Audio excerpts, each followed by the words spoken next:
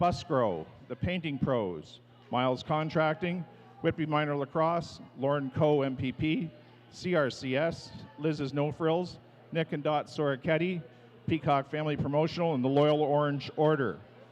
The Warriors would like to acknowledge the Whitby Minor Lacrosse Association team's success at provincials this weekend.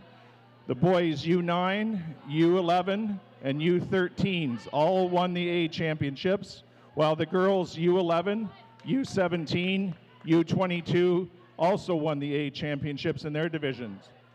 We have some of the members of those teams here this evening. Give them a big hand, folks. Whitby Minor Lacrosse Association.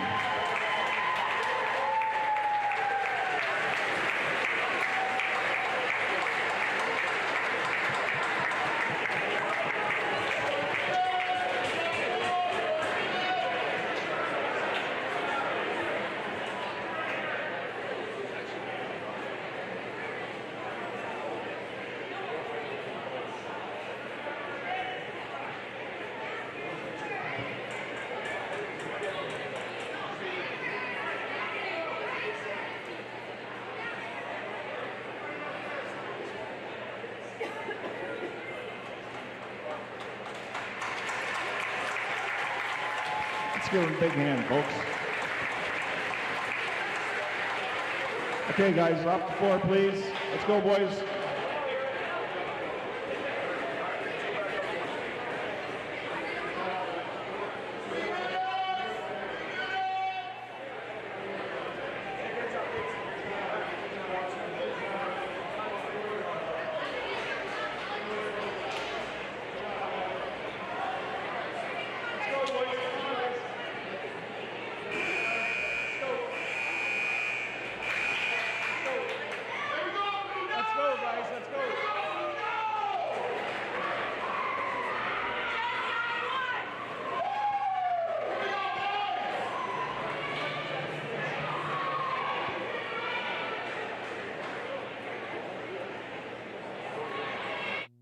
The Warriors encourage all lacrosse fans to check out the Carol Patterson Cup, which is the Canadian Junior Women's Box Lacrosse Championships being held here in Whitby this week.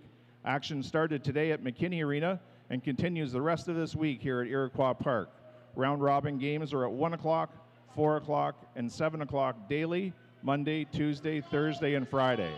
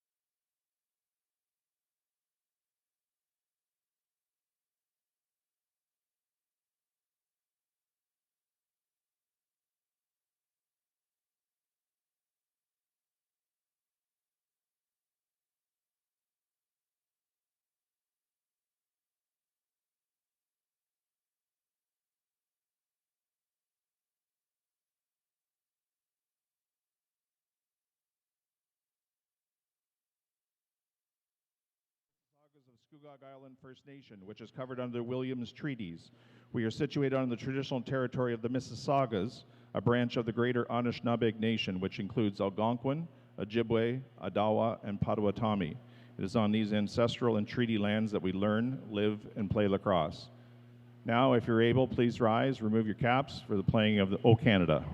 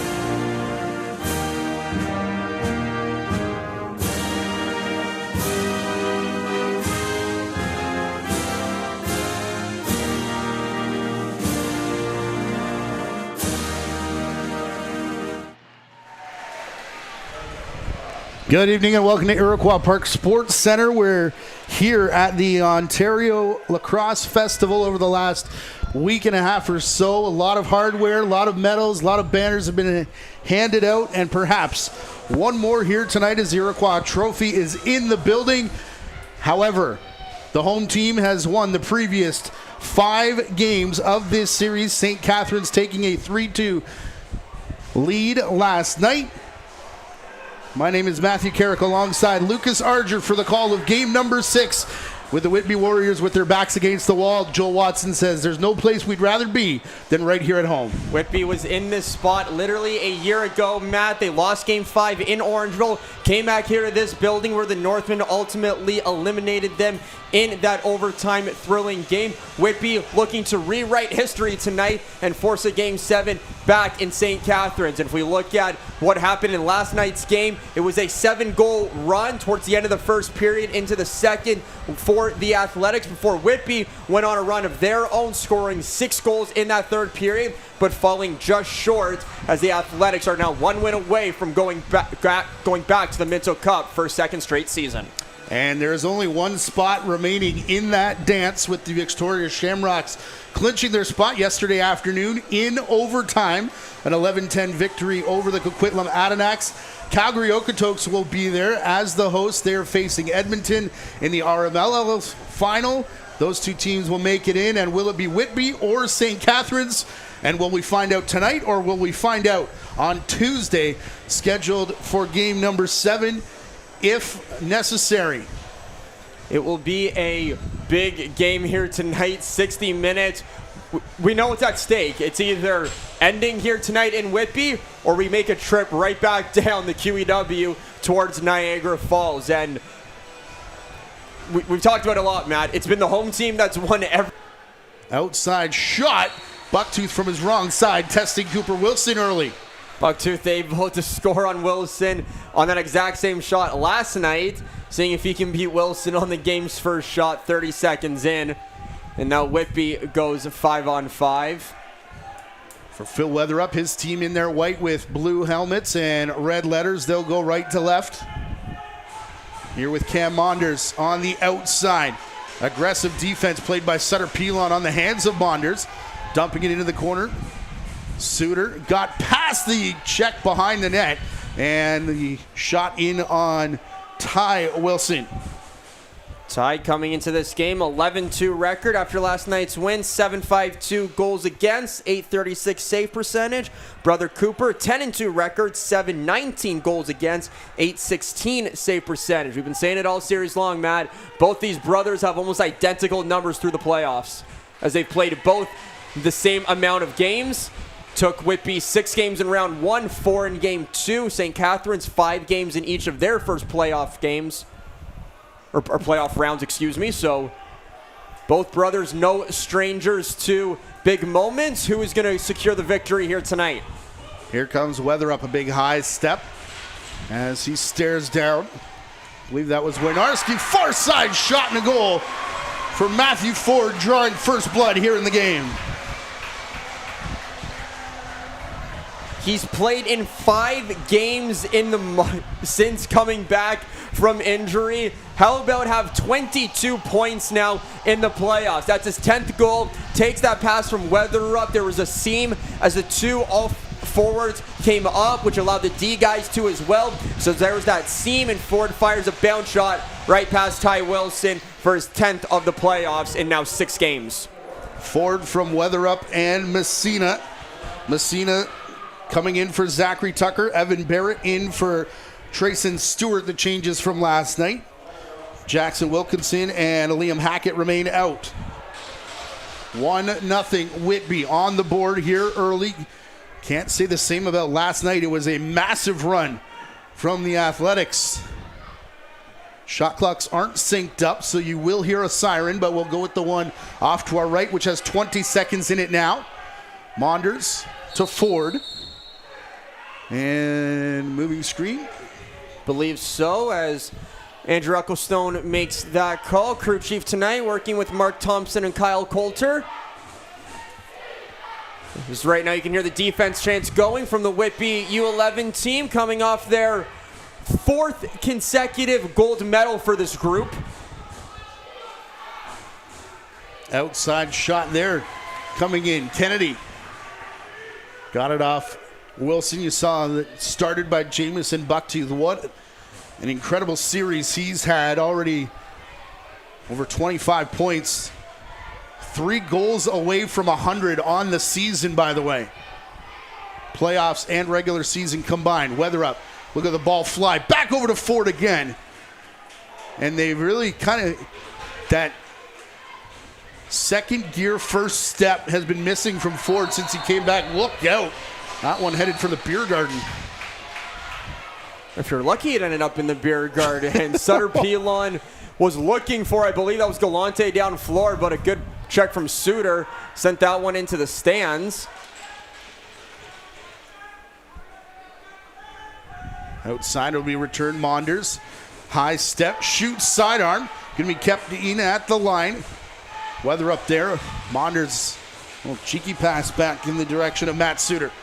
He'll go back outside the line and off to his right to meet it just as the shot clock expired was Wilson. Suter tried to get one on net with 2 seconds remaining and doesn't force Wilson to move a lot, but want to test the goalie, and they think they have him figured out, but they're going to see if they can put that to the test tonight when it matters and everything's on the line for the Warriors.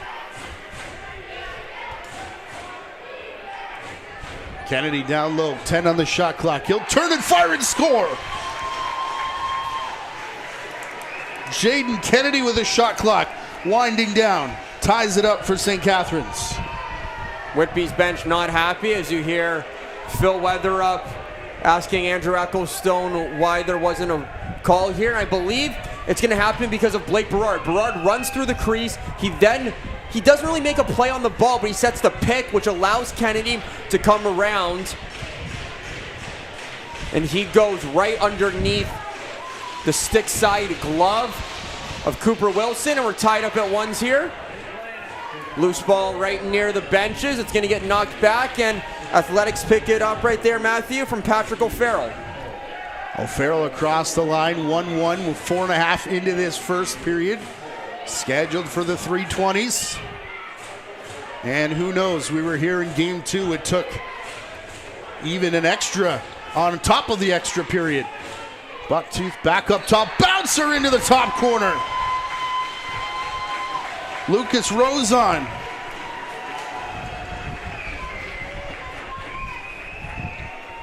Rosen is their number 2 lefty behind Jamison Bucktooth, and sets a good pick on Owen Lee. Takes the flip pass, and look at this bounce shot. Whew. That might have even hit Wilson, because then you see it ricochet right underneath the crossbar. 2 quick goals from the Athletics. If I can do math, in 29 seconds apart. Well done. Don't ask me to do that again. We both know I could not. Yeah. Loose ball here as Urbach and Paul were going at it, but it's the number 19 and White coming away with that one. Yeah, he's had the better part of that battle for most of this series, has Aiden Urbach. Remember, Jack Oldman graduating out of Whitby last year was dynamic through his entire junior career. Weatherup shoots. Sidearm there off of, well, wide of Wilson, off the boards, and back over center. Speaking of Oldman quickly, congratulations to him and the rest of Team Canada, as Oldman and other former Whitby Junior alumni, Graydon Hogg, going to be representing Canada at the Pan American Championships down in Jamaica in a couple weeks. Urbach, though, now took a wander down the tunnel. Looks like he was grabbing a different stick and nothing injury related. Kennedy from the outside from the same spot where he scored moments ago. Ryder Haynes takes off. On the near side, he's got Ryan Proctor, and the shot taken by Haynes off the shoulder of Wilson. You don't see Ryder Haynes run a two-lot in transition, but he's a big body and still able to get a good shot off. That almost snuck through Ty Wilson, but he's able to close the pads on that one and gets it up ahead for the A's offense. On the outside, finding a seam is shot there from Trent Meridian. One of not very many graduating players off this St. Catharines roster. Not many combined between these two teams. We're used to seeing, 15 plus from each side in the OJLL final. But I think combined there's only 8. Ty Wilson stomps on that. Neither goaltender, at least the 2 starting brothers, are one of those. Mason Robertson is listed as a graduating senior, though, for St. Catharines. And all 4 have played in this series. Isaiah Paul fed it through. Quick shot. Ricocheted and comes back over center, so no over and back. Barrett got there first anyways, and his shot a little wide. Bounces back up to Justin Hewitt. He's having to deal with Aaron Booth, one of those grads. Jack Winarski also involved there. Traded at the deadline from the Beaches and has become a vital part of the St. Catharines defense. Yeah, he has. Watching a Winarski all series, he's the type of player that maybe won't say much, but he leads by example out there on the floor, and you can see why he's also become a staple, especially on their penalty kill, because he knows good defensive IQ. He knows how to knock down passes. Speaking of another defender, here's Proctor. Came in against Pilon as they battled back at center. Across, no shot. Picked up off the carpet and out by Patrick O'Farrell with a bit of speed. O'Farrell back to the line. Andrew Scarlett kept it onside before giving off here to Blake Berard. 2-1 St. Catharines. 8 minutes in to this first period. Kennedy from the corner was facing Toval. Arm of the official is up. We got a delayed penalty here. Berard circling the crease. Shot clock was about to go. Kennedy, I think, got it in time, but we will get the cross check. Looks to be on number 41, Darius Jones.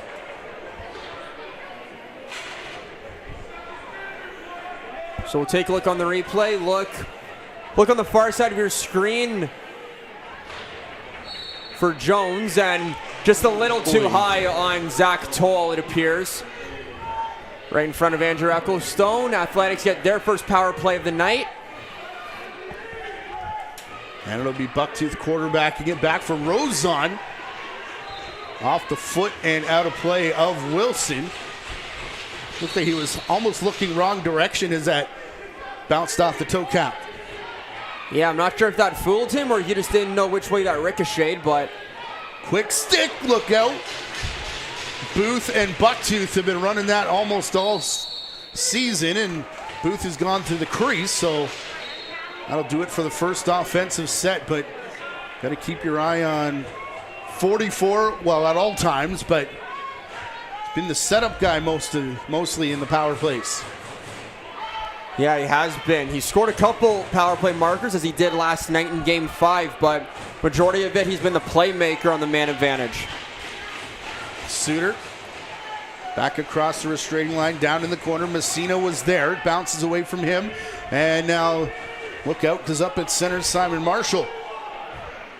Looked like he had pulled the shoots, but still has to keep the feet moving because Owen Lee, omnipresent Owen Lee in the vicinity. 12 in the shot clock. Bucktooth. Cross Toll. Rozon pops up. Quick stick near side, and it's in. Isaiah Paul at the back end this time.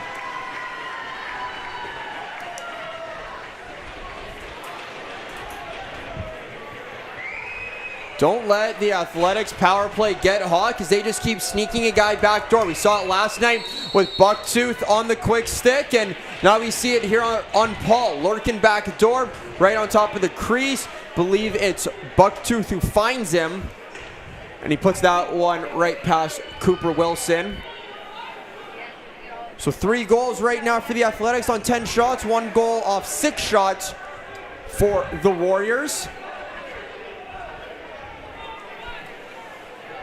And it looks like Phil Weatherup is visibly not happy here at the moment, and neither seems to be Will Petsching.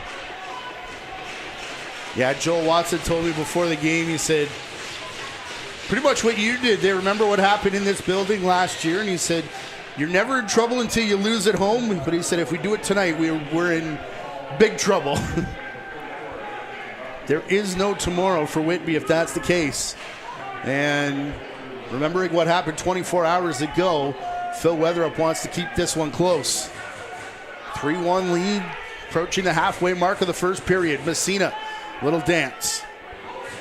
Cross to Weatherup, behind the back, Ford. Found Mason on the doorstep. Messina got drilled after the fact. Good look and a good shot coming out of the goaltender's hydration break. Well done, as no one really picked up Messina on top of the crease. He just can't beat Ty Wilson on the quick stick. Suter through Mason, far side, big high step. Messina still has it. Suter back to the corner. Weatherup. And Ford in one motion made the catch and the shot despite being hit. Tie up behind the net between Winarski and Mason. Ball will go St. Catharines' way. O'Farrell. Look out, collision between Tyone Gallant and Blake Berard. Still able to hang on to the ball. Berard to Rozon. It's going to be a moving pick there, cutting through the middle. I believe it was Kennedy. Laid into, I believe that might have been, I was going to say Proctor, but it looks like Evan Barrett went for a ride through the crease. Wanders. Outside Lamoureux. Spins back. Rebound picked up in behind Wilson, but not over the line. I don't know how Ford even found that ball and then tried to tuck it around Ty Wilson. Better yet, I don't know how Ty Wilson saw that ball as Ford tried to tuck it around him. Great play all around by both shooter and goalie. Ball down inside the restraining line. It was knocked out of the hands of Bucktooth. Now picked up here, Owen Toval. Delayed penalty. Too many men coming against St. Catharines. Ian Lord in disbelief. But it will be Toval that looks back to the front door. Cooper Wilson to the bench. 15 on shot clock for the extra attacker Warriors. Weatherup far side, Ford. Mason. Weatherup again. Backdoor Ford. As Whitby tries a quick stick of their own. Going to go back to it. And now Ford had Wilson down. Shot over the top. And we'll get the too many men call. You could see it instantly as Andrew Ecclestone was running down the near side here, Matthew, as Proctor picked up that ball and he might have been clear on the breakaway, but Athletics sent their D guys just a little early. Let's take a look at the opportunity right here from Lamoureux. Tried to spin around, and then right there from 4. Tried to tuck it, but he can't beat Ty Wilson. So Warriors get their first power play of the opportunity, quarterbacked by 22, Suter. Initially had it to Weather Up. He'll take, looked like he was headed behind the crease, in good position for the rebound. Lets it go to Monders. Warriors have been able to weather the storm after back-to-back, or 3 straight St. Catharines goals, but 2 within a minute. And then 1 on the power play. First chance of the night for Whitby with the man advantage. Suter looked off Monders, who cuts to the crease. Corner was there. Wilson popped up just in time to flip it over top of the crossbar. Well done by Wilson to get his shoulders up on that one. Ford had that corner picked, but just couldn't beat number 45 in blue. 45 is his brother. Minute left to go in the power play. 7 of them left in our first period. Bucktooth on the run, overran the ball. Rozon back to handle it, and he'll just launch it up and into the safety netting. Heads up in the standing room section. That one drops back down into the fans. Buddies are giving him a hard time. Whitby coming back in again. Suter, Weather Up. Back across, missed Ford initially. Now Suter again, on to the crease. Back through, down low, Suter, outside. Looked like he was going to go around the defender, then took the over-the-shoulder shot. They'll recover the possession and a fresh 30. Monders cutting backdoor, just missed. O'Farrell been showing his speed tonight. Right idea to try and find Monders back door, but you also got to be wary of the clock.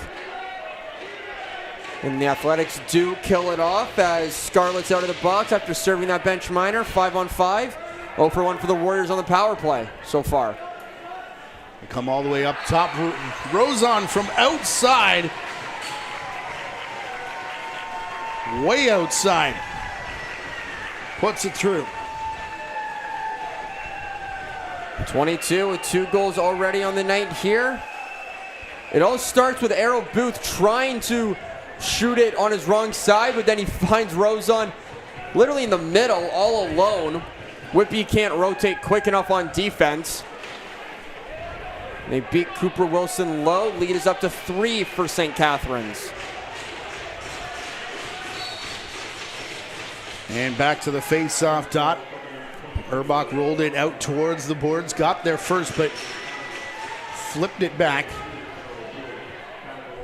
into the stick of Jared Cook. Zachary Toll, son of Steve, who played a lot of lacrosse in this building over the years. Here's Bucktooth. Kennedy outside. Will flip it back. Rozon trying again for a first period hat trick. Denied by Wilson. Rebound rolls out. Garris Jones. No transition chance, so he'll play it back to Suter. Weather Up. Tied up. Broke free of his man. Goes straight to the crease and a good shot. Second one in on Wilson as well. Back in, going to be called as it bounced off the St. Catharines player.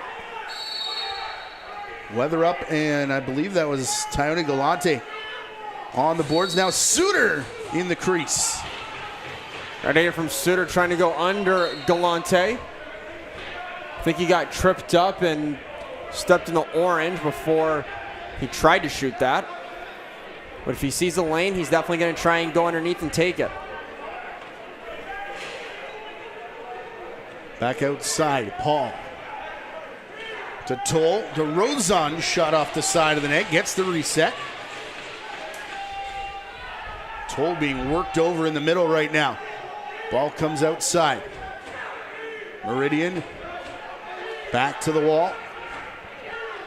For Rozon, Meridian's shot off Wilson. Did leave the crease, but not by much. Now Toval.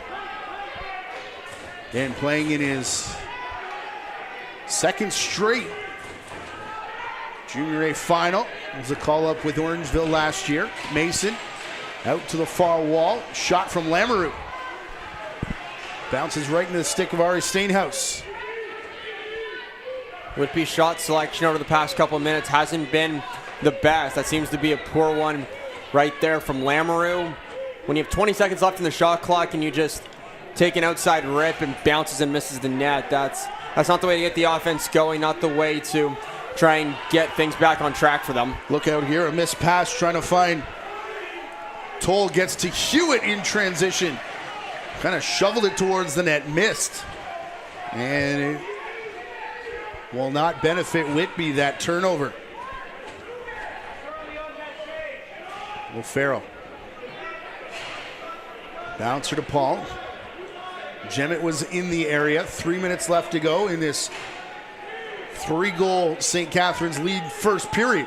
Isaiah Paul's low shot. Not sure how Wilson saw that through traffic, but he was able to kick it out straight to Owen Lee. You can see the coaching staff telling Lee to stay out here on offense. Maybe he can bang some bodies around and allow the Warriors offense to get one back. Suter. Cross to the far side, bounces back for Lee. 5 on his clock as he went behind the net, over the shoulder forward. Trying a repeat of the Proctor goal in this building in game number 2. Mason for Ford to Weatherup now. Did get a reset, so 15 seconds left. Weatherup backing his man down, swim move, dives, what a save, Wilson. Fans behind the Whitby net are saying that's in. Mark Thompson says it's not. How does Ty Wilson find a way to stay on his feet and make that save? Well, I was wondering if he wasn't hurt as we get a whistle behind the play, giving us a chance to check that last chance. And now Wilson is going to wander off to the bench. What a move by Weatherup. Oh my goodness. He tried to get Wilson to move the stick a little bit, but that may work in the NLL when they use the spoons, Matthew, but hard to do it in the summer when you got that big triangular wall in between a goalie's feet. Look at the elder brother, Ty Wilson, getting back between his cage. Is going to school in the States, so will be a few years away from his draft once he graduates next year.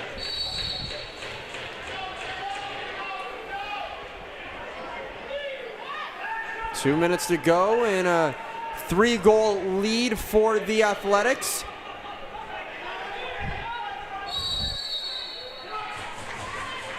Moving screen going to be called. And back the other way. Crashing in, Reese Hewitt gets the return pass after it was briefly in the stick of Suter. Weatherup, far side forward. To Weatherup now, pulls it down, spins back, dumps, but he did get it off to Lamoureux. The hero in game 2 went right back after his defender. Knocked Galante off his feet and is going to get a penalty for it. I believe that was Lamoureux on the late hit. So Ty Wilson the bench, extra attacker out now for the Athletics. Arrow Booth, the top man. Plays it through to Toll. In the middle, over the shoulder, Bucktooth in on Wilson. And it will be a stoppage for the Lamoureux penalty.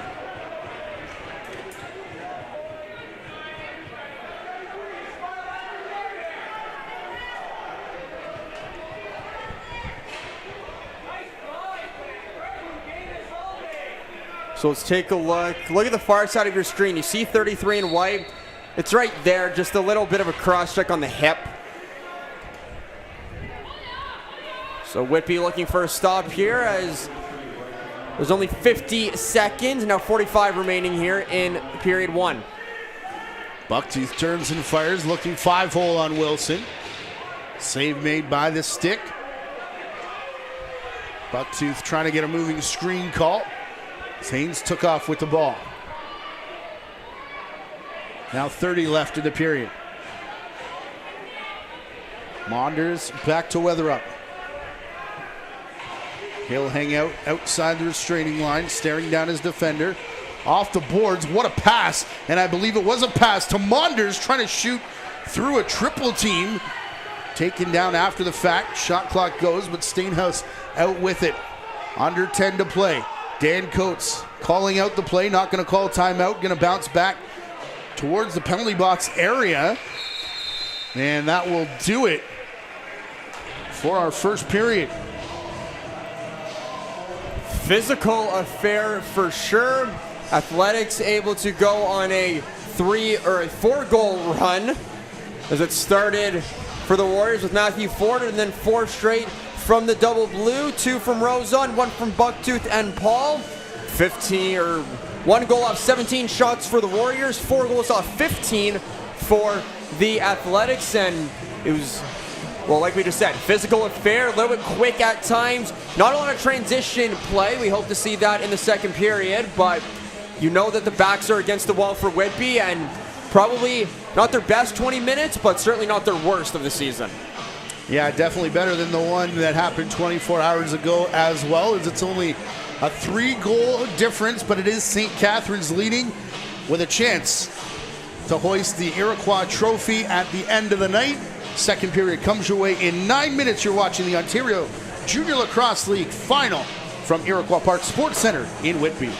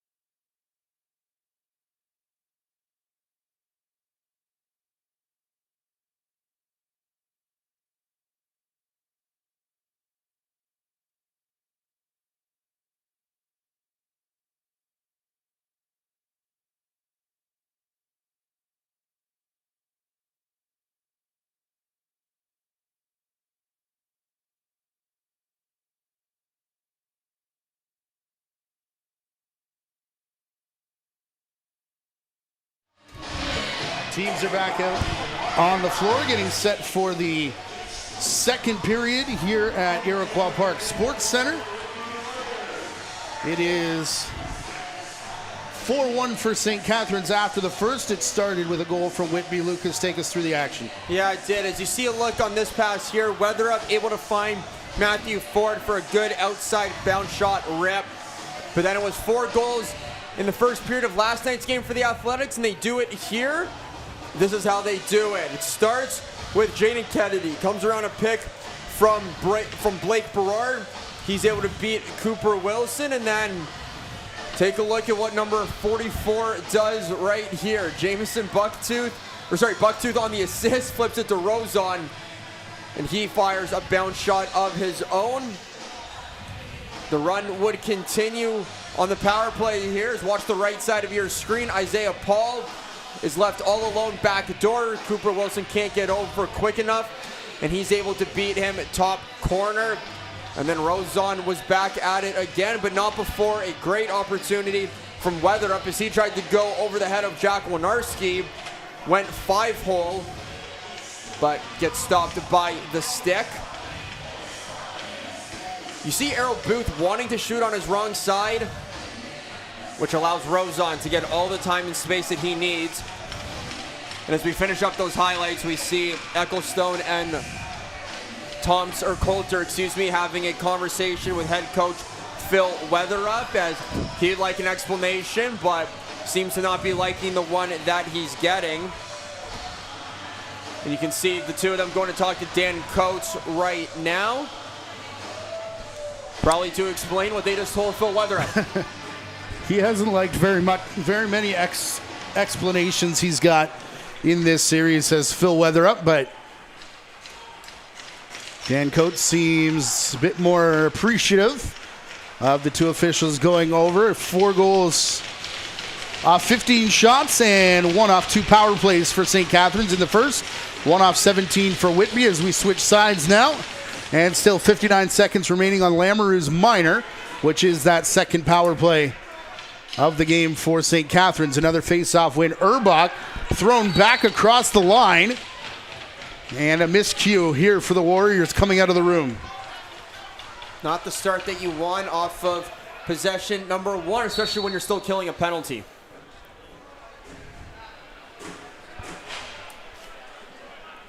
Lucas Rozon on hat-trick watch.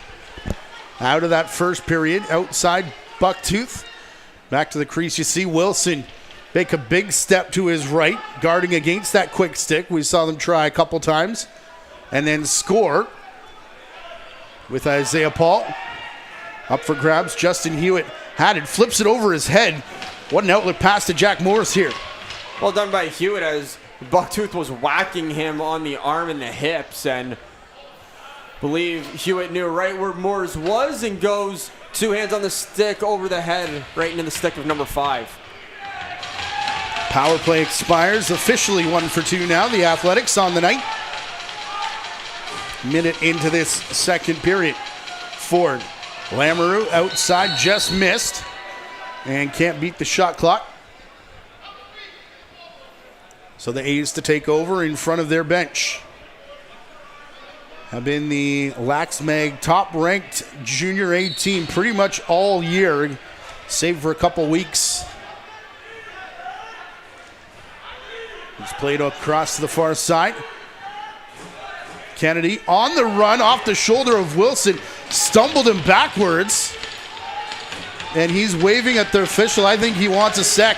Not going to get it though. It's Bucktooth across to Kennedy.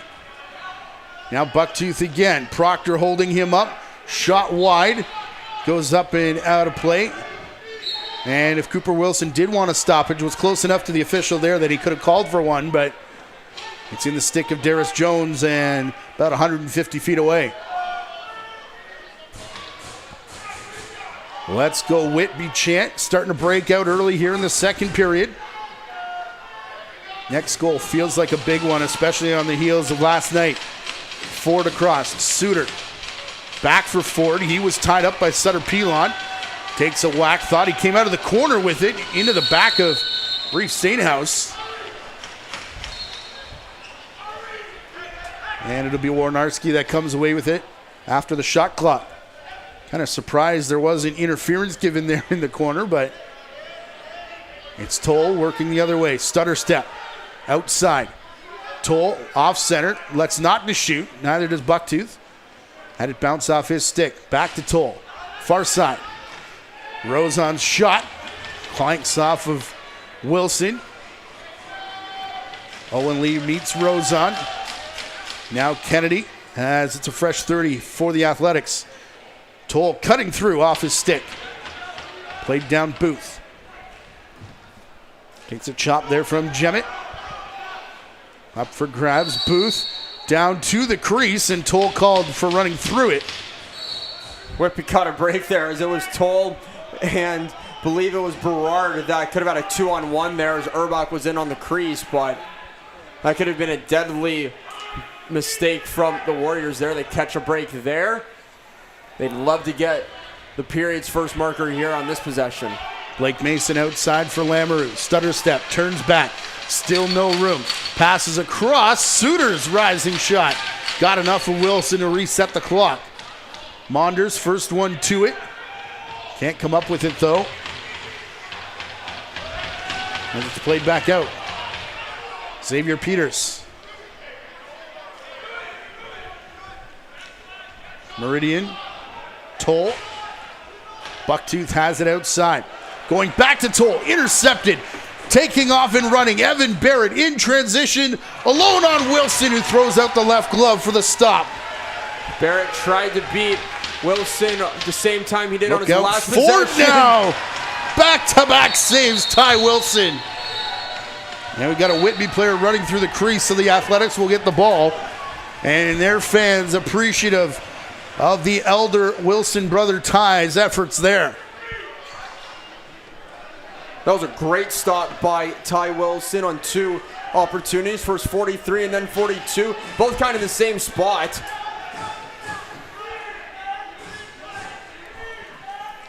Out from the corner. Kennedy trying to make his way through in the crease. Getting attention from both Hewitt and Moores after slight contact with the goaltender. 4.5 gone in this middle frame.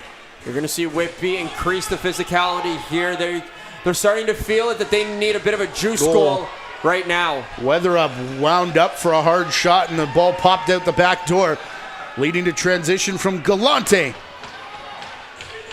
Marshall couldn't bring it down. Steenhouse has it in the corner, though. San Diego Seals. Youngster spinning out of the corner. He'll come behind the net with 10 on his shot clock, trying desperately to get it to the Colorado Mammoth youngster in Bucktooth. Now Toll off the post. Oh my goodness. How did he even see that angle?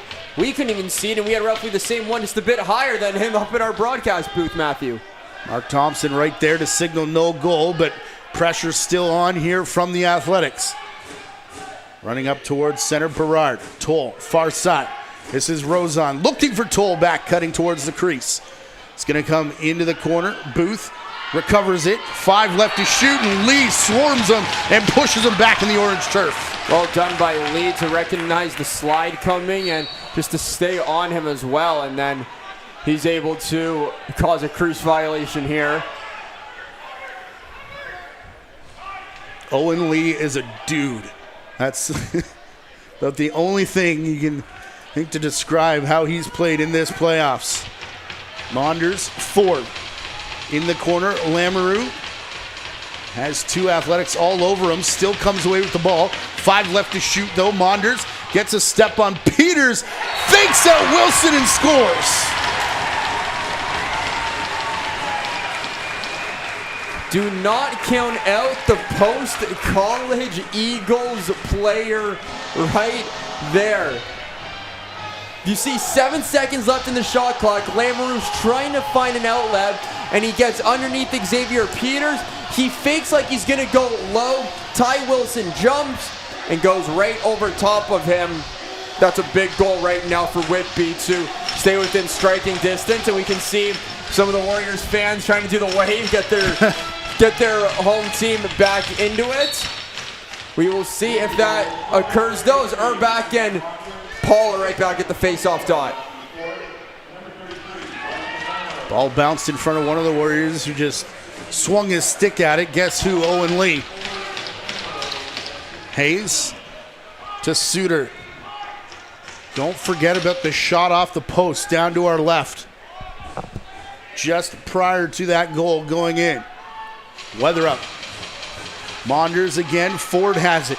Has some room to work as well. Mason, the return pass. Nifty little play in front of Wilson, who makes the save. Great give and go from 24 and 11. Look out is right. Proctor had bad intentions coming off the bench in the direction of Simon Marshall. Play seems to be turned up a little bit. We're nearing the 30-minute mark of the game. Stutter step Kennedy. Intercepted by Owen Lee. He's going to push transition. In behind trailing is Darius Jones. Lee shoots. Oh, that was close. Off the crossbar. And maybe the line. Right there was the official to say no goal. Too close to call from here. Galante the other way scores!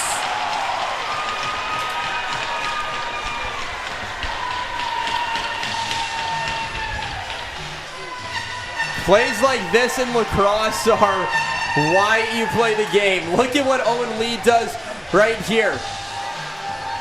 He's going to come all the way around, shoot. That hit the post, hit Wilson, hit the crossbar, and stays out. And then back it down the other way. Here's the stick breaks on Weatherup as he comes in. And Teone Galante runs the length of the floor. No one slides to him. And he beats Cooper Wilson bottom right.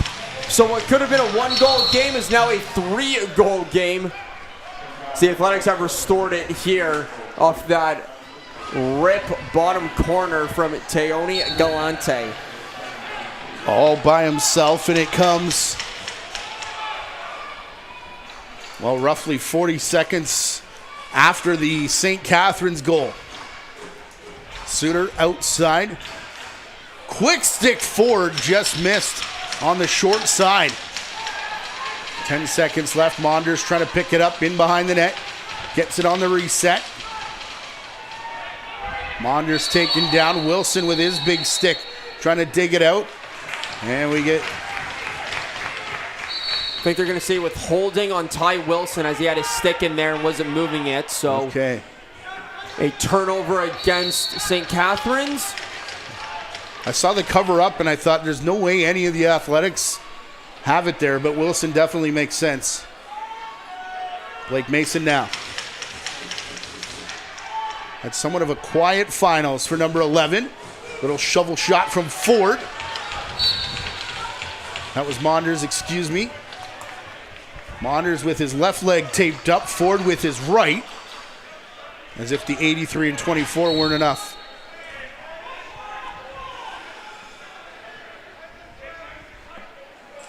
Toll running through the defense. Got as far as Hewinuck. Before taking a bump, it comes outside for Booth. Pulls it down, trying to flip it back in the middle. Still picked up by Bucktooth though. His shot bounces off the boards, goes over impact. Proctor had thoughts of transition, but not going to get there.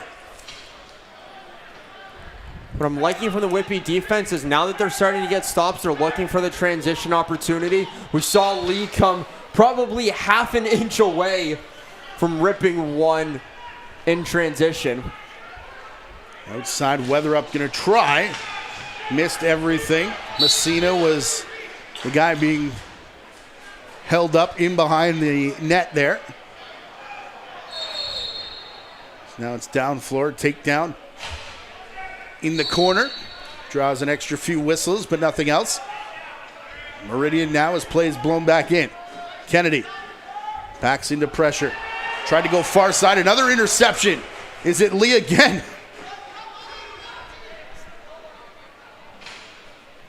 Has been spectacular in the playoffs. He's giving his offense a chance. He's looking in transition. They just haven't been able to buy a goal right now. Ford trying to work his way back through the middle, pinballing off defenders. Gave a last second shove to Jaden Kennedy, who was on him. Takedown in front of the bench. And it'll be a tripping call.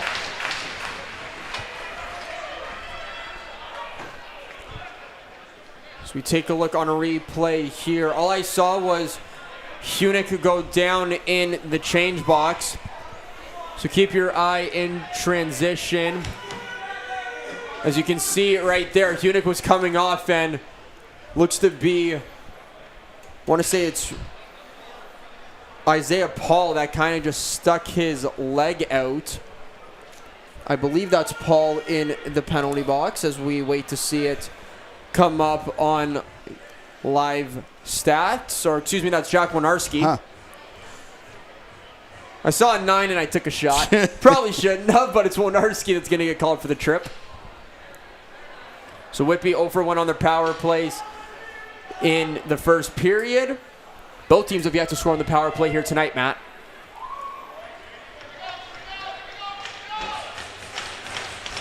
If you're Whitby, you're starting to sense that you might need one right now here, preferably before the 10-minute mark to only be down 2, which gives them 25 seconds. If they score on the power play, they'll still be happy, but they'd love to get one here before the midway mark of the period and game. Weatherup down to the crease. Ford. Weatherup over top of the entire set to get it off Wilson. Monders grabs the rebound. We pass the halfway mark of regulation time. 5-2 Athletics. 0 for 2 the power play of Whitby. 0 for 1 coming into this chance, as Ford will play it off the glass. Had a couple peeks at the net and found a corner.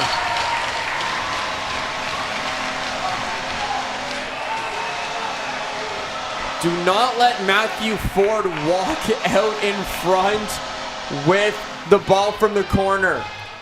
So with Winarski out, coming on the backside, it's Simon Marshall, and that's number 43, Galante.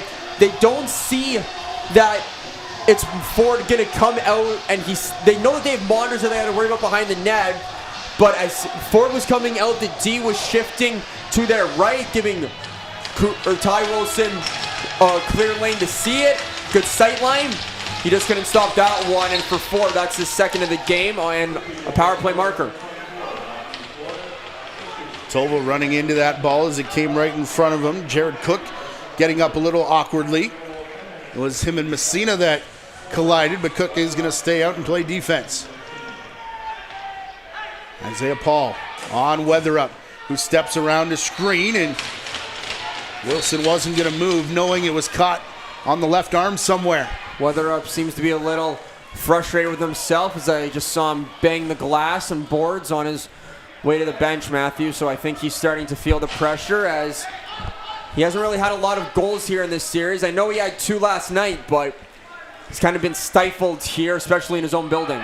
Zachary Toll from the outside, a little skipper. Believe intended for the 5-hole.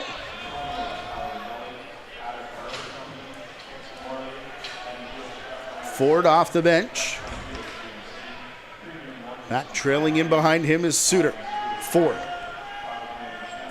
Looked off of Lamoureux, took the shot himself. It's off the end boards, and Monders got buried there by Galante. He's asking for at least a possession call, and he knows he's probably not going to get one, as Andrew Ecclestone and company are going to let the players play. Shot clock did expire. Another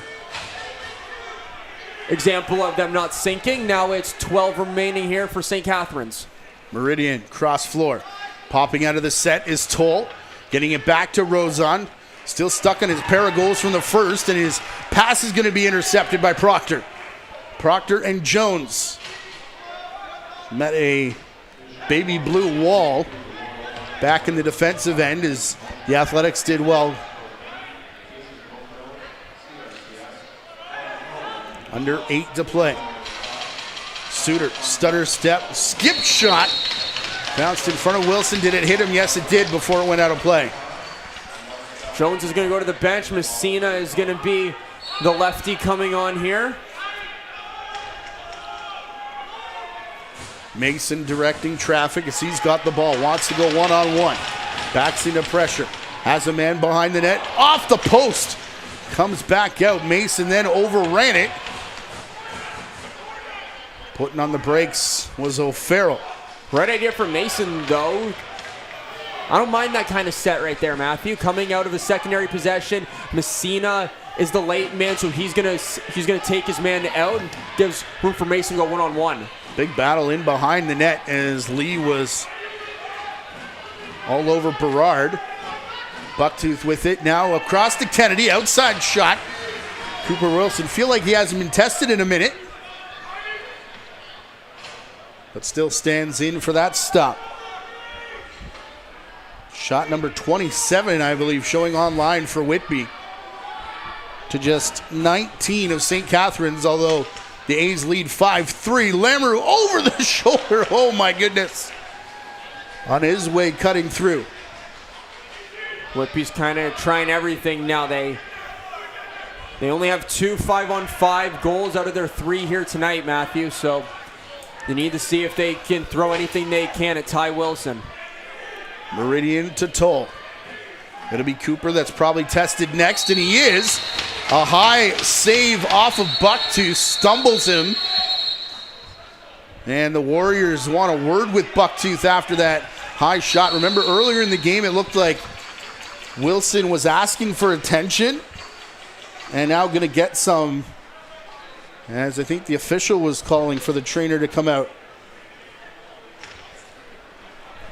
after this shot right here.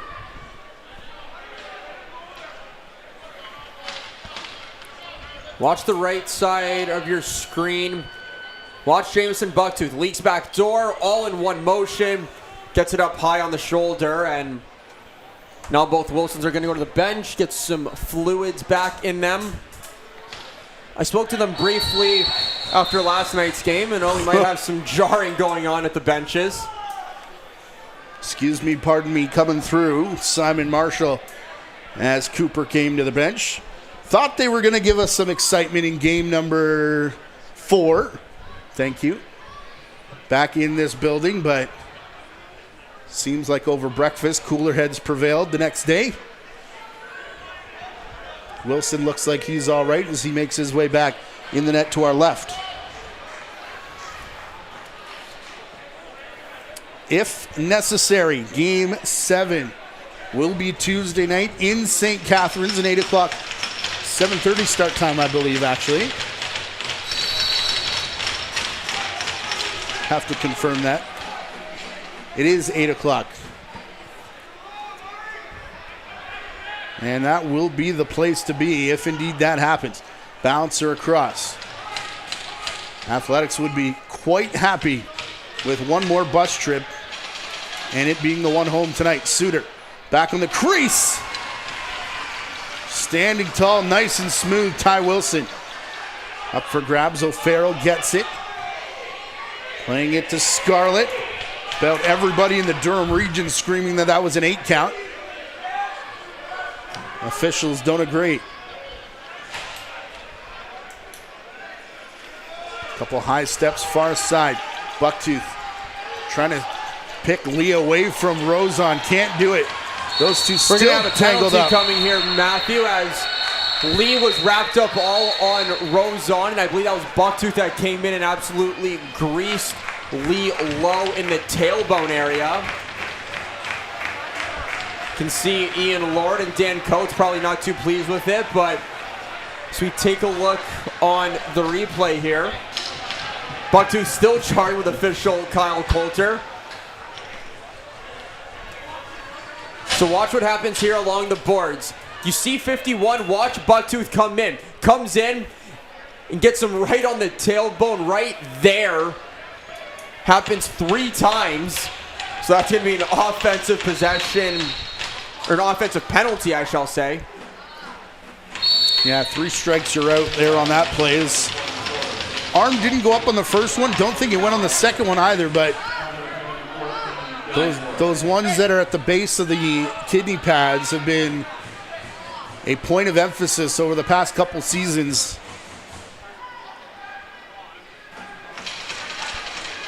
Weather up. Sidearm shot doesn't get through from Suter. He'll chase it back down. Bounces Weatherup's way. Outside rip. Found the boards instead of Wilson. Second chance.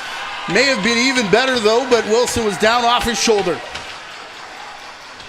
You see a couple fans below us, Matthew, trying to,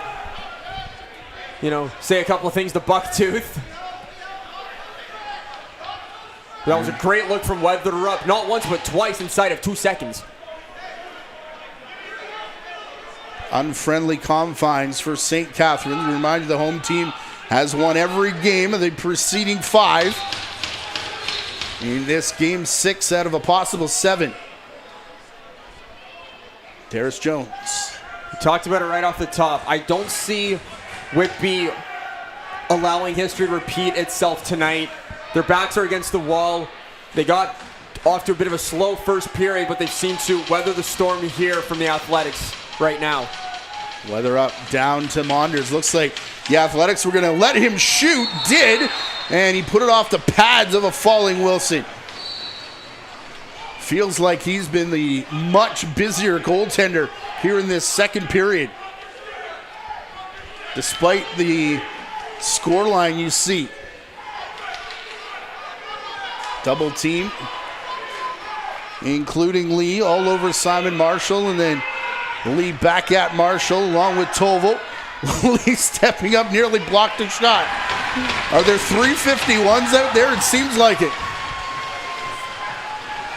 Bucktooth leaves the box. Whitby 1 for 3 on their power play tonight.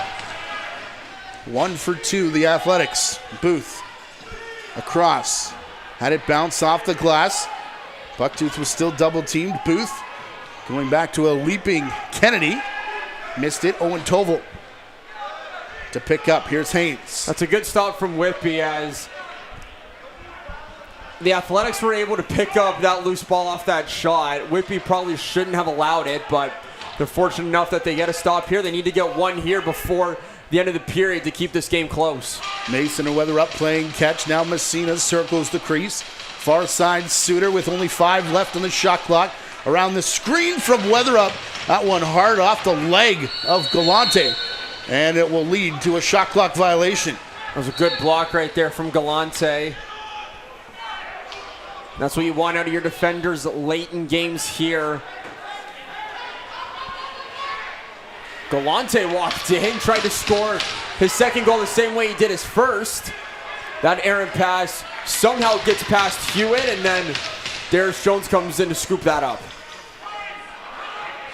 Across to the outside boards where Weatherup was already on the floor waiting for it.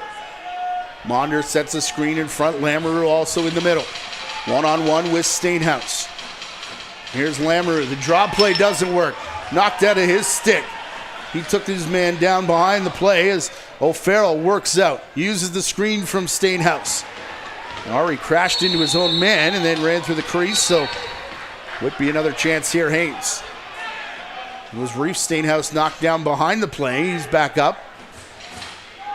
And playing defense here in the last 2 minutes of this second period. Ford pushed out wide of the crease.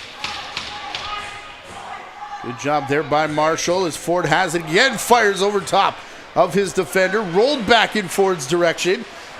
Can he get there? You can see he can barely run back to the center line. He was exhausted after that play. He lost his stick as he threw it back to Mason. And that's where the fatigue started to set in on that shift for him. And he had the right idea giving it, or Mason giving it to Ford, just didn't have anything left in the tank. Cross for Kennedy now. Jaden Kennedy, Trent Meridian. Towards the corner, running away from Hewitt. Turning, firing Meridian. Now the dunk try. Hit off Wilson, but not to be for Bucktooth. Get interference here against the Athletics. It'll go Whitby's way. Inside the final minute of this second period. Weatherup finds the man out the front door. It's Monders trying to go 2 for 1. Clean catch made, Ty Wilson.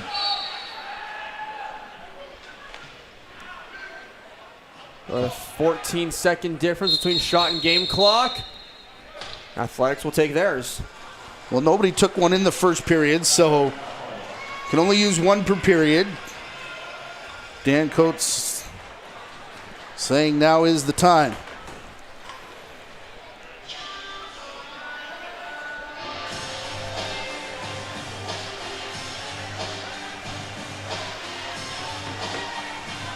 Two goals for the Warriors and one right now for the Athletics in this period. Monders and Ford scored for the Warriors and Galante for the Athletics, as his goal happened off a good defensive play in transition from the Athletics, and then he went down and scored on a breakaway. Monders went up and over Ty Wilson, and then Matt Ford was just on the power play. Just a bounce shot, changed the plane, went high to low.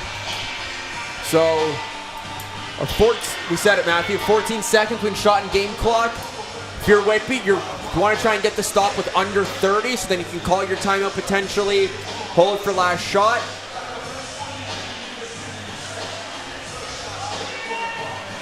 Just some of the action here from the two Wilson brothers in this second period, as they have matched each other throughout this series. So both Wilsons going to stay in the net for now.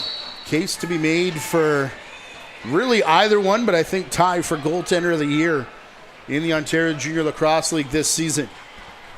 So Dan Coates calls timeout. We are 5-on-5. Booth from the outside. I believe that was do it now, perhaps, from the bench with 5 on the shot clock. And a takedown near side. Still trying to fire it from his face was Toll.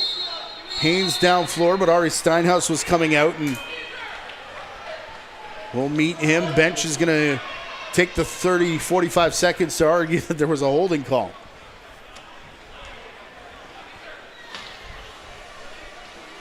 Can't use it, or can't take it with you, so you might as well use it here. Phil Weatherup. 13 seconds, that's right around enough time what you want for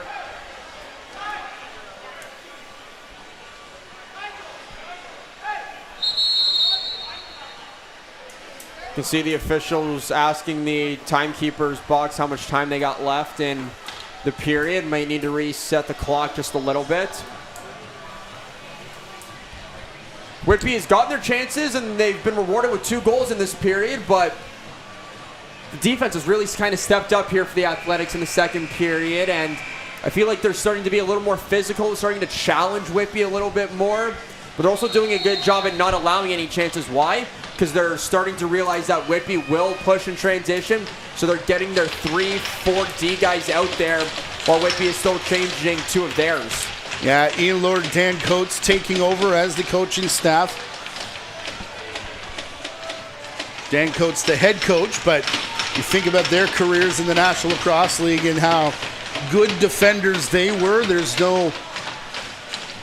Don't think it's a coincidence that this was a very good defensive team. Both of them really here in the Ontario Junior Lacrosse League, and 2 good goaltenders backstopping them. Here's Ford.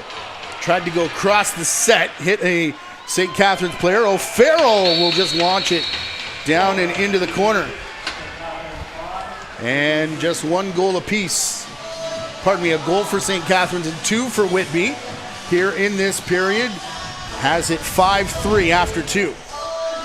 2 goals from the Warriors, 1 from the Athletics.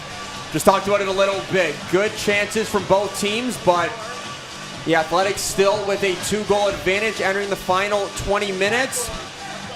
Does St. Catharines hoist the Iroquois Trophy tonight, or does Whitby send this to Game 7?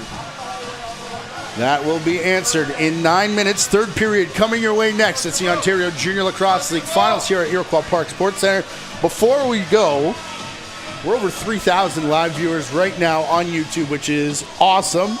We've been over 10,000 for each and every one of these games. We remind you to subscribe here. If you're interested in supporting these games next year, please reach out to the Ontario Lacrosse Association or the Ontario Junior Lacrosse League, and hopefully we can keep bringing them free right here on YouTube to you next season. Okay, now 9 minutes to the third period. Hope all 3,000 of you are enjoying this, and everyone else who is watching in the archive. back for a great conclusion of game number 6 here at IPSC.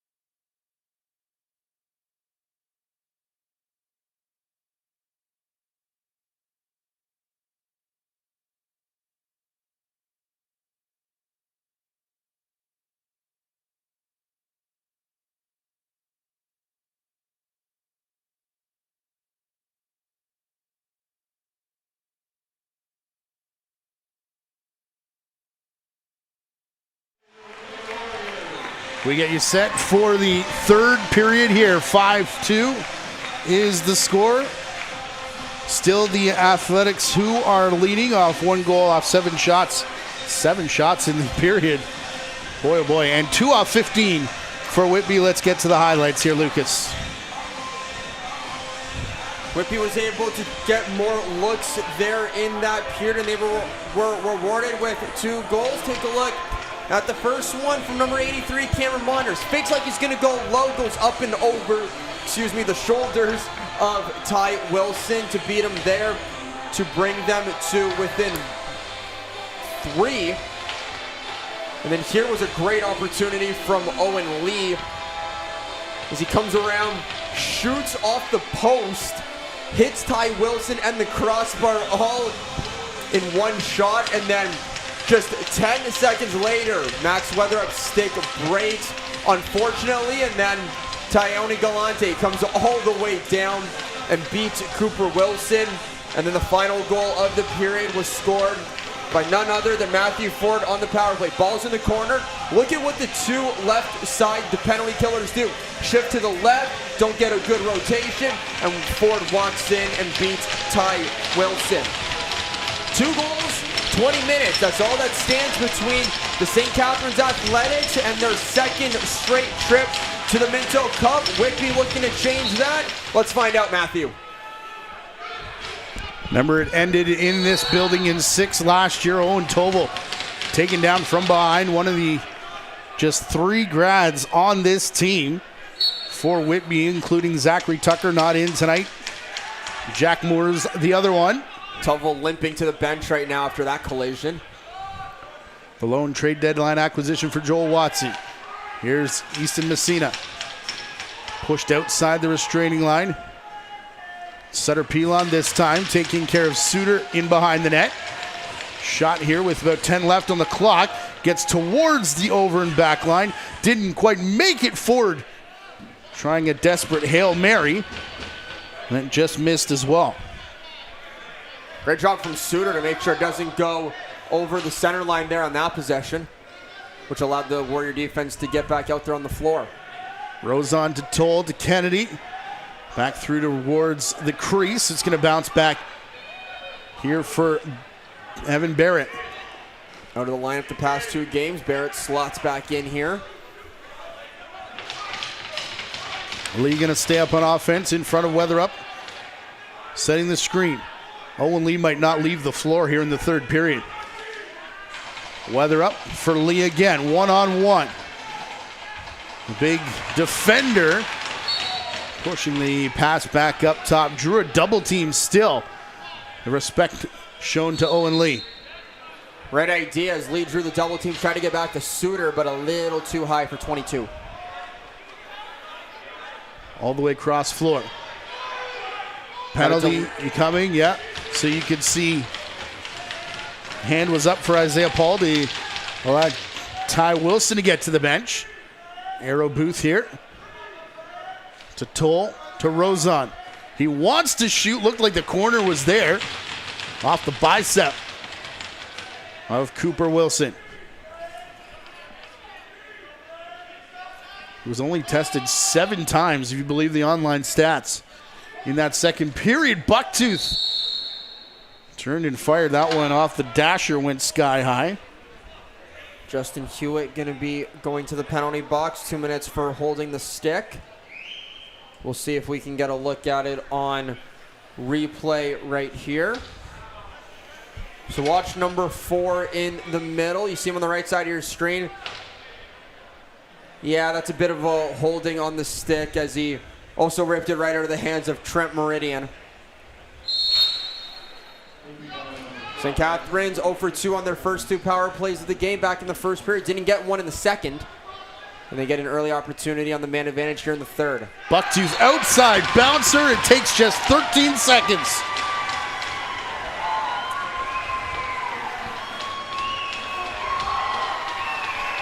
You weren't going to keep him quiet for too long here in what could be a deciding game. Just good ball movement from the Athletics is what allows Bucktooth to get to the middle, and Owen Lee gets sealed off by Rozon, and he can't get out to the stick of Bucktooth, and he gets one past Cooper Wilson. So back to the face-off dot, won by Urbach. Double teamed as he crosses center, still spinning away from pressure, going to split the double team of Wojnarski. And, Paul. Isaiah Paul, Trent Meridian picking up assists on the goal. 15th of the series, I believe, for Bucktooth. And 28 points now in 6 games. Making a case for MVP depending on, basically regardless of when this ends. Kennedy down the boards. Bucktooth not out there. He's the last one going to be off the bench. Setting the screen up high for Toll. Meridian. Bucktooth on the run. Shot off Wilson. Meridian, Bucktooth. 2 of the 5 graduating players for St. Catharines, including Lucas Billings. The trade deadline acquisition from Mimico by St. Catharines. Hasn't played here in the series. Got injured back last series, I think it was. Ford from the outside.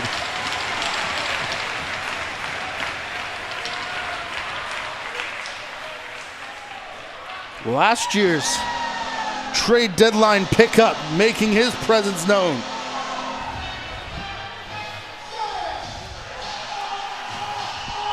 This was a good play from Whitby as Mason's able to swing it to Suter, and then Ford pops out, receives that pass, and Xavier Peters unable to stay with him, and he fires that one. Kind of sidearm release and goes low on Ty Wilson.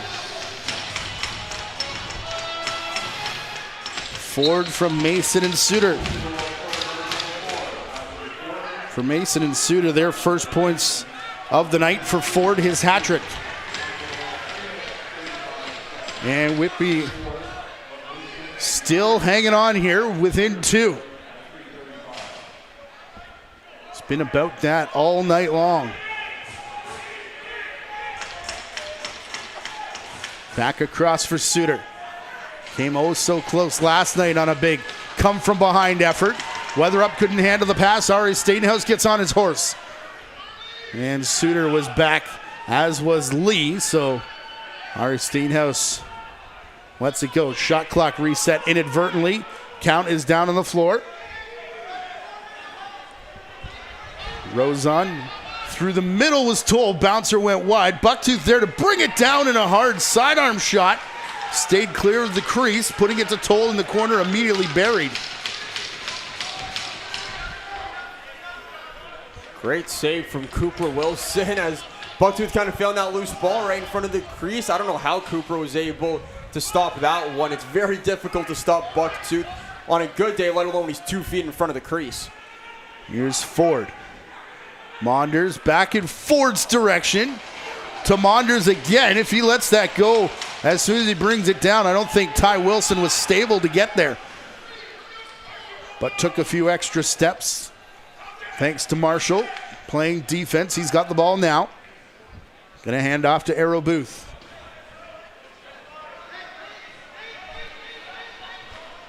Round a screen. Meridian. Waiting, no shot. Meridian will back up at the restraining line. A couple whacks from Toval as it comes through in the direction of Berard. Bounces towards the stick of Lee. He'll give off to James Jemmett. 5.5 into this third period. Blake Mason. Outside Ford. Jemmett. Swim move. Pulls it down. Outside Ford on the run. Around the corner. In the middle was Lamoureux. Swarmed his man. Jemmett went right into Pelon, and then a takedown far side as Ford is picking himself off the turf. You feel the intensity starting to boil right here. That's another hit right near the change box. Jemmett gave one to the Athletics, and then Ford Got hit at the end of that play. As Toll spins back Kennedy. Athletics basically had 4 guys for the most of that shot clock. Whitby needs to keep finding looks on the inside. We saw it right there. Ford tried to find Lamoureux. Just need to keep trying it. We're getting a delayed call coming here as Ford walks to the middle. Yeah, Maunders on the near side dumped. And a little too much off ball for the officials here in this third period, but maybe a chance for Whitby. Teoni Galante right here. I believe it's going to be a cross-checking infraction as... Oh. Yeah, just a little bit of a stick up in the throat, neck area on Maunders. They've gone 1 for 3 up to this point, 33%. They'd love to make it 50 here. Yeah. As Suter quarterbacks the power play, as we've seen many a times here, Matthew. Starts with a shot. It ends up hitting the back glass. Heads up to the minor players watching in behind. As Suter playing catch here. Going to take it in himself and score.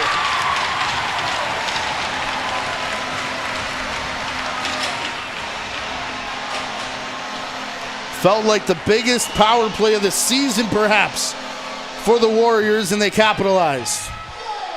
Why? Good ball movement. Matt Ford is in the middle, and then Max Weatherup sets the pick. Suter switches. You can see 2 defenders standing in the orange, along with Ty Wilson, and that ball still ends up in the back of the net. Yeah, the shot blocking rule, not a thing here in the OJLL. So you can have defenders there looking to stop those shots. As Messina grabs his face off to the crease, they score and we're tied. Whitby bench is fired up, so are the fans. Look out far side, may not want a repeat of what happened last year for those of us that know. Hashtag if you know, you know. But a juice goal from Messina, but it all starts with Aiden Urbach and Owen Tovil. Urbach wins it, swats it out. Tovil able to get it to Messina, and he goes right to the crease, right around Wonarski. And you said it, Matthew, tie game now inside of pad 1. And probably a good thing for Whitby, no flags to throw here in the OJLO either, as we were talking about the crease rule. How about a 6-6 ball game? Whitby, another patented third period comeback. Can they take the lead for the first time since it was 1-0? Mason cutting through. It just seems like when the floor slants their way here on pad 1 at IPSC, it really slants Whitby's way. Been trying to get to the bottom of why, asking about anybody I can that plays here and anybody that can that comes in and plays. No one can really give me a good answer. Rosen taken down, going to get a fresh clock. Berard aggressively going through the middle. Booth, Meridian, shot there, Wilson the stop. Back to Meridian, all alone in front, and St. Catharines will get one back.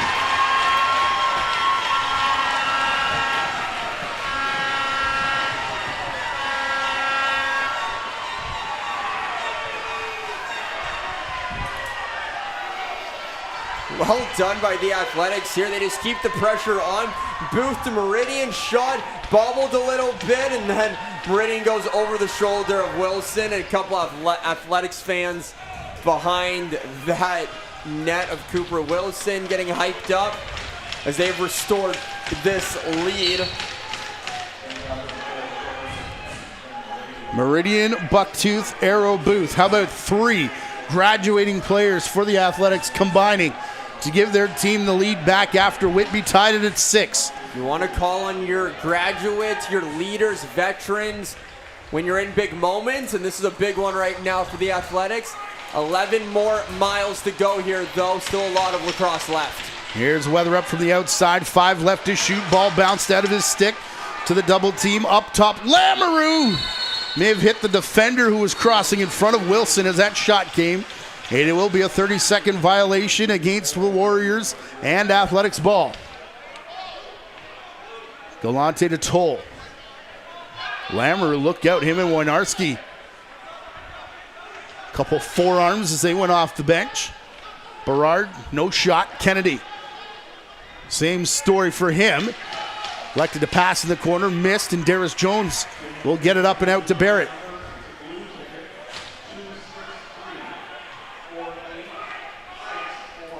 Here's Suter. Should be a fine to be announcing the 50-50 number now, the way this game is going, but here we are as Weatherup stops just outside of the crease over the shoulder.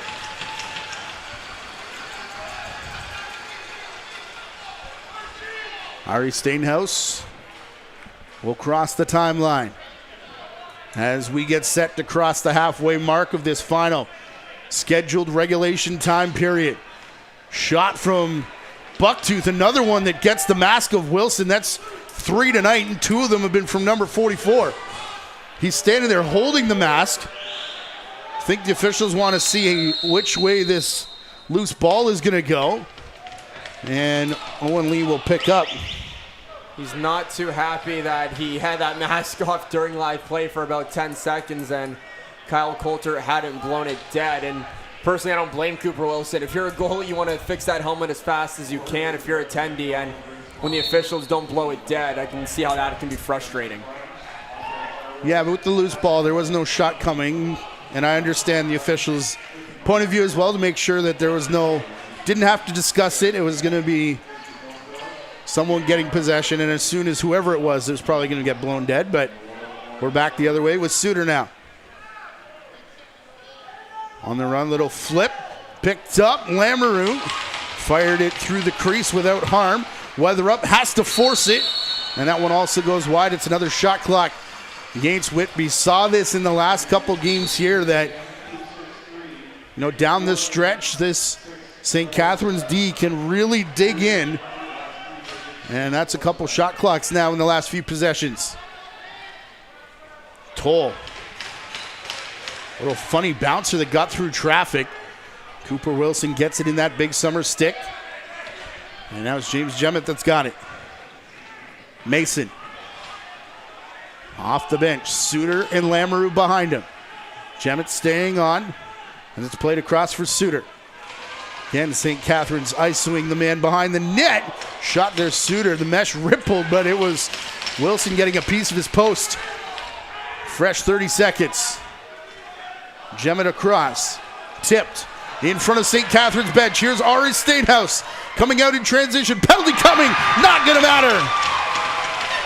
The San Diego Seals offensive star will get one more for his team. You cannot allow Ari Steinhaus to run in transition. This ball gets tipped. Looked like it might have been going out of play, but off the boards.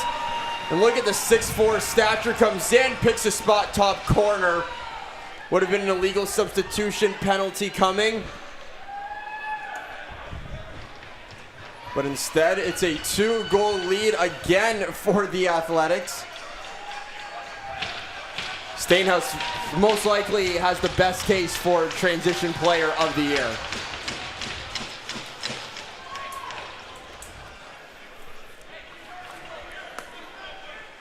Just double checking the Athletics lineup here.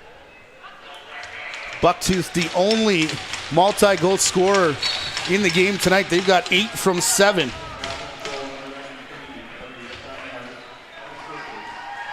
Urbach wins another face-off, though. Lee going to give it here to Weatherup. Is there still some more Whitby magic? Weatherup chased all the way back to the restraining line. Down through the far side. Ford got past his man. Messina couldn't get it with a pass. Suter shot. Late reaction from Wilson, but is able to kick it out to his left. Ford has it at the restraining line. Steinhaus again going to run into it. This time, Lee was out the front door quickly and legally, so Steinhaus throwing the brakes on. Rosen, jersey tucked into his kidney pads, matching blue tape on that left leg. Here's Kennedy across for Bucktooth. Out in front, Toll despite a man on him in Haynes. Got a good shot away. Proctor near side. Reef Statehouse first one out to meet him. Far side Mason. Lamoureux sets the screen. Here's Weatherup, pulls it down, turns back on the run. Shot there. Ty Wilson to his right nicely. Well done from Wilson and Weatherup as Weatherup came around his pick and tried to tuck it back short side. But Ty Wilson able to see that one all the way. Coming down the stretch, under 7 to go. Outside from the corner, Meridian up top. That'll be Rosen around a screen. Paul headed back towards the crease. 5 left to shoot as Rosen trying to break free of Lee, skipped it off the post. Lee will pick up the rebound as it came back to center. Owen Lee wants transition. Him and Moores were out, but he'll stop and wait for the offensive guys to come join the party. Bouncer away from Messina. Back to the line, Mason, now Suter. Mason has it again. Suter around a screen. Down to the crease, dive play. Ends up underneath of Wilson, who's on his back. And we've seen him need attention a couple times tonight. And this one, maybe just a breath as he was down on his back after that collision. Suter's tried that a couple times for the crease dive attempt going underneath, and he's looking for any lane that he can take here tonight as he's already got 1 goal. Came in this period on the power play. He'd love to have another. Toll for Bucktooth. Hat-trick watch for number 44. Won by Urbach. Played down the near side. Stopping in transition. And running back out, Reese Hewinuck. Monders. Looking towards the corner. Lamoureux getting worked over in through the middle by Xavier Peters. Here's Monders. Steinhaus spying him. It'll be played up top for Lamoureux. Double team crashing in as they were late in the shot clock, and it will expire here again against the Warriors. They're starting to feel the pressure now. Is Whitby down by 2 coming down the stretch. Last quarter of this period about to come up with 5 minutes to go. Rosen in the corner. Plays it back up top. Rosen shot there. Wilson comes up to have it come off his glove. In and out of the ace player's stick who was getting worked over. That's Berard who goes off. Jones here for Weatherup. Mason off the bench, far side. No shot, they'll come back to Suter. Ford steps up and puts it off Wilson. Pilon knocked down, little extra in the corner. And that'll take the ball away. I don't think Ford's happy with that one, and neither is the Whitby bench. It's kind of been that way all series, Matthew. It's those nuances of the game and which team might catch a break, who might not. Athletics run it out of the corner again. Back to Isaiah Paul. To the crease! And right in front of Wilson, the glove came up, and he's wandering out of the crease now with just over 4 minutes left to go. Gets the call from Jordy Jones-Smith. Extra attacker set. Monder's going to roll it back to Weatherup. Also on the right side with Suter. They'll play it from Lamoureux. Mason in front. Lamoureux down to the crease where Matthew Ford is. Under 10 of the shot clock. Lamoureux in front. Got the look he wanted, but fired it wide. And it bounces back in the crease. Wilson jogging his way back into the net. Ari Steinhaus wants to push. Can he do it again? Yes!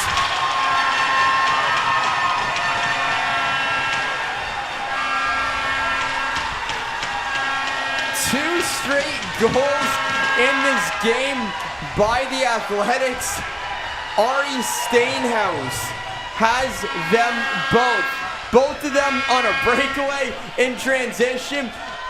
His first goal, he came in left to right.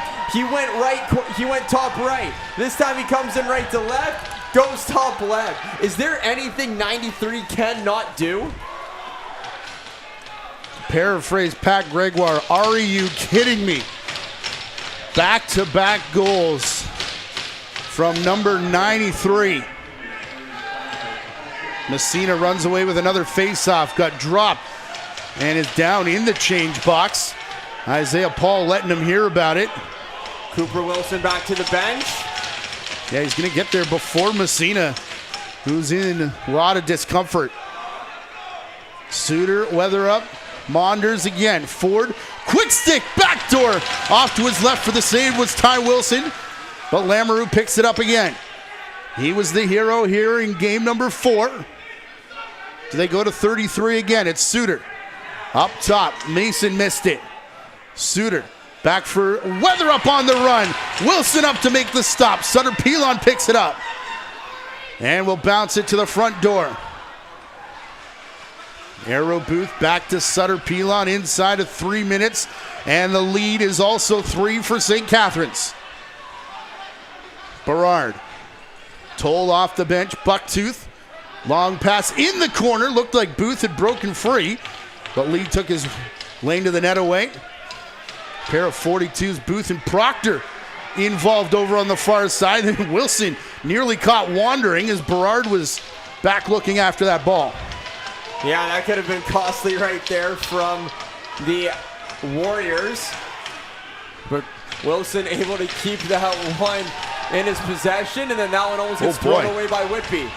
Weather up to the far side. Outside Lamoureux, no shot. Suter does. And Wilson comes to knock it off his arm and out towards the boards. Big scrum for this loose ball. An important one here in the game.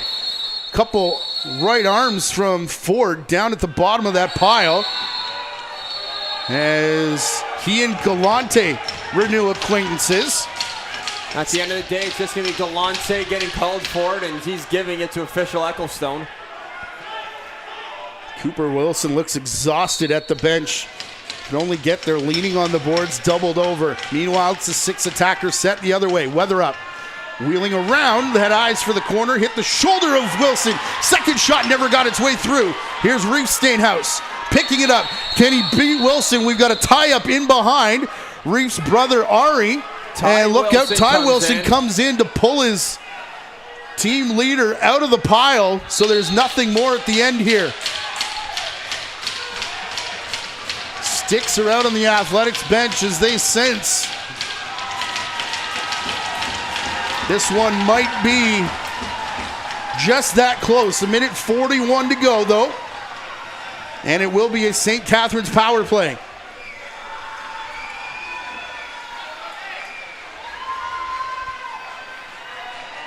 So both actually offsetting. Offsetting 2 minutes and 10s to go with it. So I think we're going to stay 5-on-5, or sorry, we may go 4-on-4 because they are simultaneous minors.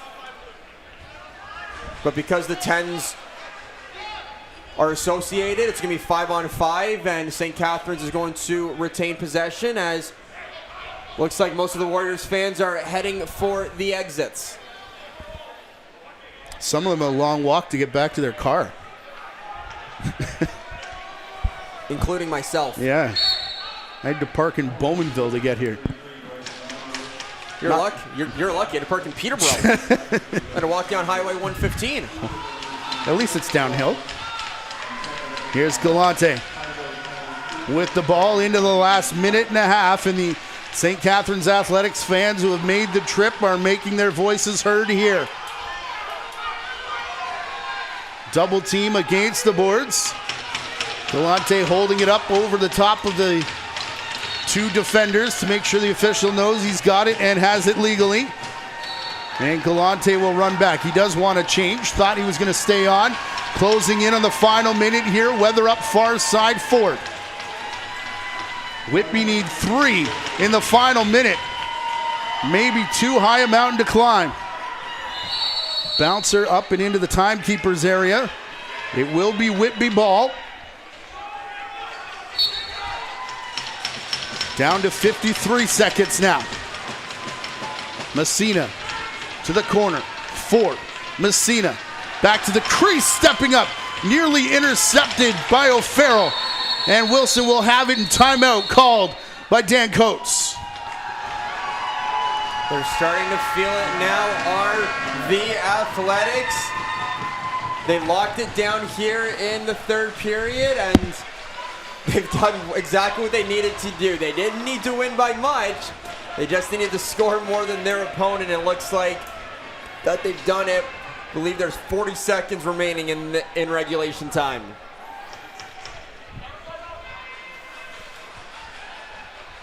So we take a look at some of the goals that have allowed the Athletics to gain this lead. Here is Ari Steinhaus, comes down left side, goes left to right, goes top right.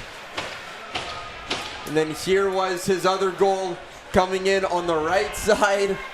Right to left, comes in, and goes top corner, far side again. If you're Patrick Merrill, head coach and GM of the San Diego Seals, hang on to him for as long as you can. Was just thinking the same thing. He'll be in the box here, along with Lamoureux, though. 35 seconds left to go. Ball run down the far side away from Lee, who lost his footing. That was rare, but a big hit in front of the Whitby bench. Bounce back across to Galante. Sure-handed. Dan Coates called him one of the keys to this team, and he may ice it. Tyone Galante gonna make sure that St. Catharines are headed back to the Minto.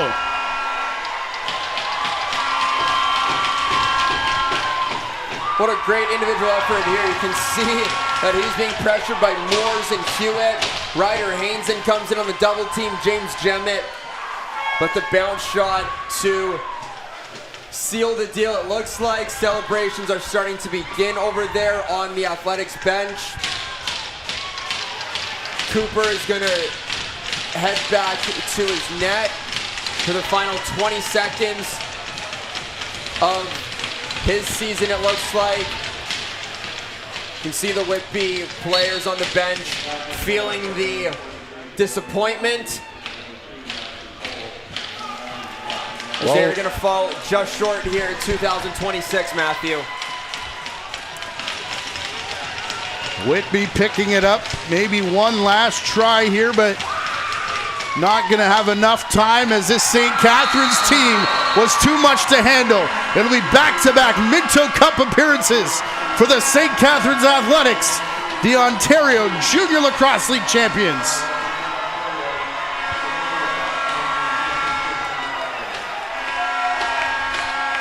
They were number one all season long in the regular season, postseason. They essentially dominated all three of their series, and they are rewarded with their second consecutive trip to the Minto Cup. And indeed, history does repeat itself. Game number 6 here at Iroquois Park Sports Center is when the OJLL final reaches its conclusion. And it is the Whitby Warriors who are stunned here at home. 4-2. Your final 10-6 here in game number 6. The Athletics once again clinching their way. They will join the victorious Shamrocks, Calgary Okotoks Raiders, and the Edmonton Miners. The field is set for the 2026 Minto Cup out in Alberta. As we take a look at final stats, hat trick and assist for Matthew Ford on the Whitby side of things, and for the Athletics, they were led by none other than number 44, Jamison Bucktooth. Jack Winarski was able to pot 4 assists as well. And they got knocked out of the playoffs last year by this Whitby team. This year they get their revenge as they are off to Calgary. And we will send it down to public address announcer Calvin Curtis, along with Commissioner Jim Milligan, for the trophy and medal presentations here in a moment.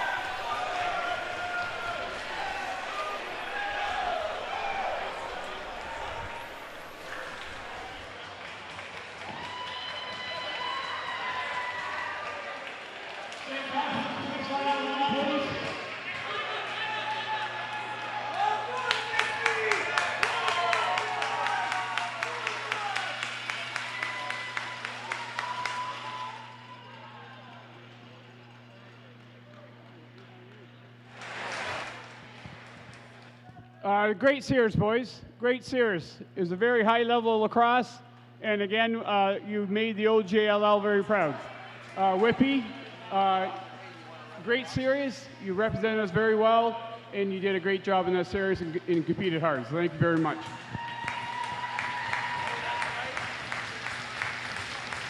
What we'd like to do now is call up the captains for Whitby to give you your medallions, finalist medallions. Thank you.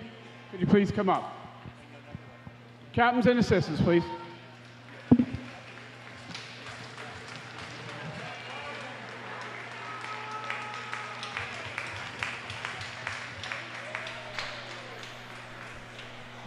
Owen Lee, Justin Hewitt, and Max Weatherup coming over to join Commissioner Jim Milligan.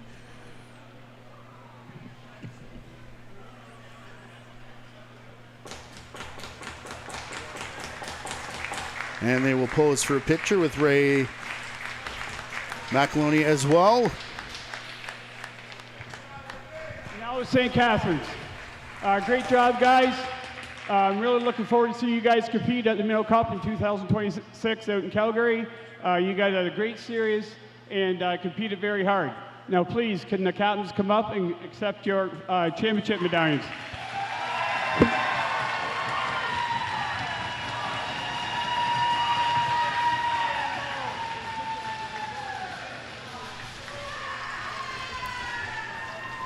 Jamison Bucktooth, Zachary Toll, Ari Steenhouse with 2 big goals down the stretch. Sutter Pilon and Ty Wilson as well for this St. Catharines team, who are off to Calgary, joining Commissioner Jim McMillan. And the wooden trophy behind him is the Iroquois Trophy, presented to the Ontario champions. That'll be next on the docket.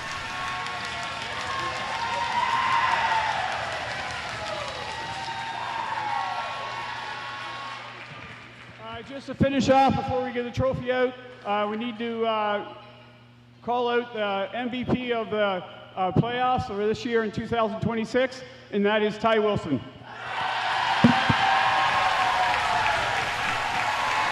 Okay, Lucas, thought it might have been Bucktooth with the points he put up, but can't argue with this selection. No, you can't. 12-2 record is what Ty Wilson is going to finish with. Don't have his save percentage or GAA, but I don't think that really matters, Matthew. It takes. What everybody's waiting for to kind of move on here is we'll call up the captains again of St. Catharines to get the Iroquois Trophy for the championship of the 2026 OJLL.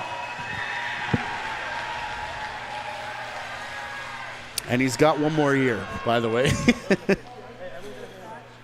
Hats off to the graduating players of the Whitby Warriors: Jack Moores, Owen Toval, Zachary Tucker, who unfortunately their junior careers wrap up tonight.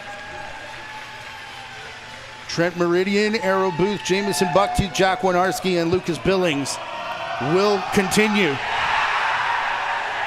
There's your 2026 OJLL champions. Party's on here at IPSC. They've been handing out banners and medals all week through the Ontario Lacrosse Association, but the biggest one of all is the Iroquois Trophy, which goes to the St. Catharines Athletics. It was history last year when the Northmen went back-to-back and won it here on this turf, and now the Athletics get to experience it as well here as they find a way to knock off the Warriors here. One heck of a series between both teams here, going toe-to-toe. It took them 6 games. We thought it might go 7, but in the end, the Double Blue are going to represent Ontario here in 2026. And of course, the first 2 at the handshake line are brothers, Cooper and Ty, as they know each other very, very well, Matthew, but it's always different when one brother knocks off the other. Yeah, Cooper probably not cheering for St. Catharines as they got this far, but starting next week, I think he will, as his brother will be headed out to Calgary for the Minto Cup. I want to go back to the 2023 Ontario Junior Lacrosse League entry draft, and picks number 3 and 4, 2 St. Catharines from Oshawa, Zachary Toll, Ty Wilson, Trayson Stewart, 5th overall from the Oshawa Blue Knights right after that. Same with Cameron Whelan's. Zach Poirier, the 8th overall pick to St. Catharines. He got traded to Orangeville for Jamison Bucktooth. And then Noah Simpson was a part of this team for a little bit, traded up to Peterborough with his brother Riley before he aged out. But they built this draft class 4 years ago, 4 winters ago, and look at where it's gotten them now. A trip to the Minto Cup last year in their hometown of St. Catharines. Now they get to experience what it's like going out west, and they'll do it in Calgary in a couple weeks. 8 different Oshawa Blue Knights part of that draft. Part of 5 first-round picks for the boys in blue St. Catharines Athletics, who will represent Ontario at the Minto Cup. Want to say a huge thank you to Pat Gregoire, Alan Corkum, who are part of the commentary team this year. Keelan Pilon stepped in for a few games down in St. Catharines as well. The guy to my right, Lucas Arger, watch for him.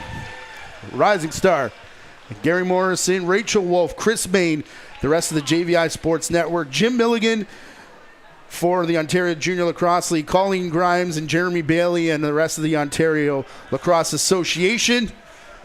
For everybody I just mentioned, for the St. Catharines Athletics, Whitby Warriors, OJLL, and the JVI Sports Network. For the final time this season, my name is Matthew Carrick. 10-6 your final score. The Athletics beat the Whitby Warriors and win 4-2. They're headed to Calgary as the Ontario champions. Enjoy the Minto Cup.